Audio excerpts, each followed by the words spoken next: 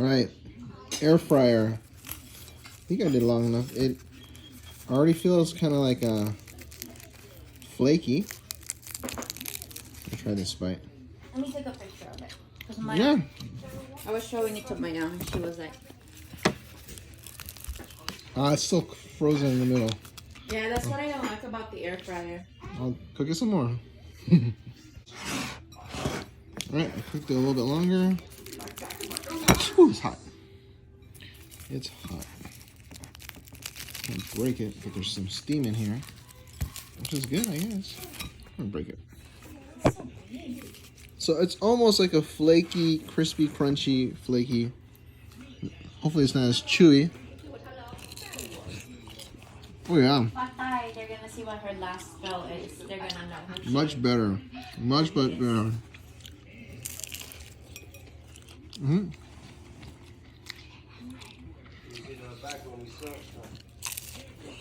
No. This is how you do it. This is how you do it. Pretty good. Air fry is the way to go. It's a little bit too flaky. And it's not like the croissant flaky. It's like a crunchy flaky. Like a corn flakes flaky. Not the big mess in the air fryer. But it tastes a lot better than microwaving. You can actually eat the crust. Yeah, good. It's not oily though, because usually a Jamaican Patty will be a little bit oily. It doesn't have that. It's a little bit dry. But it's pretty good. The meat's already good. I'll get this again. The only problem, air frying for like 11 minutes. It takes a long time to air fry. But if you're in the craving for a Jamaican Patty, this is it. This will help.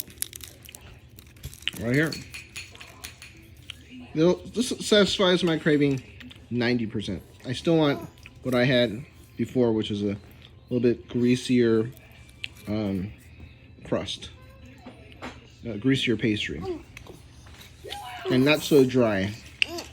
Dry on the outside. The inside is pretty good though.